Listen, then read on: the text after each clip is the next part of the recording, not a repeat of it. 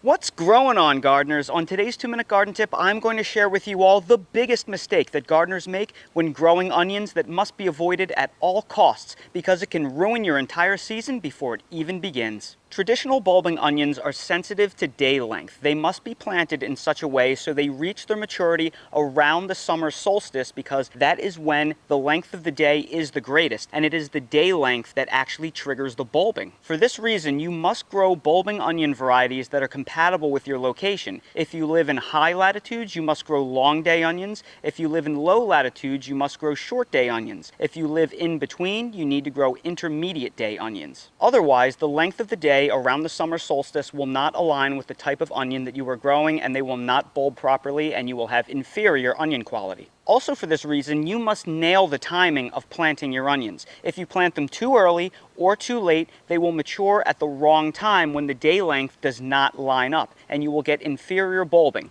This is the #1 mistake that many gardeners make when planting onions. Unfortunately, I myself fell victim to this mistake this year. Last year, I nailed the timing of my onions. I sowed them in seed start trays back in January, and then by the time March rolled around, they were very strong transplants that then went out into my garden in the middle of March. Everything went according to plan, and I got some of the biggest, best, most awesome onions that I've ever grown in my entire life. And unfortunately, this year the timing just didn't work out for me because I had a major problem. While I started my onion seeds in transplants at the same time, what happened was my seedlings damped off on me, and many of them failed. So for that reason, I had to begin a fresh set of transplants weeks later, which put me behind. So when mid-March came around, my transplants were too small to go out in the garden, and they went out later in the year as much smaller transplants. My onions started the year about 6 to 8 weeks behind schedule, and something catastrophic happened as a result. The length of the days never aligned with the days to maturity requirements of the onion itself, and I got inferior bulbing.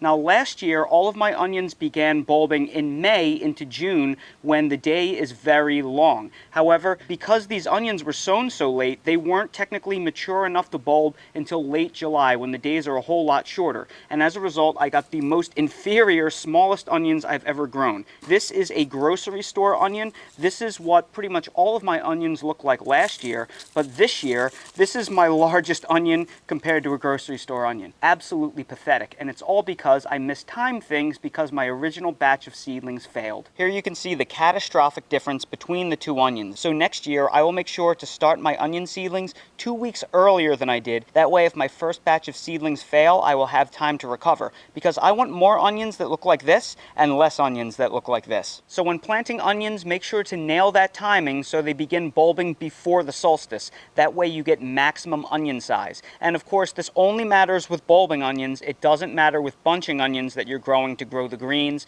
You can grow them actually all year round. And that's today's 2-Minute Garden Tip. If you're new to the channel, please consider subscribing and hitting the bell to receive new video notifications, and check out our Amazon storefront and spread shop in the video description for a list of the gardening products I use and awesome custom designed apparel and other gear. Your support is greatly appreciated.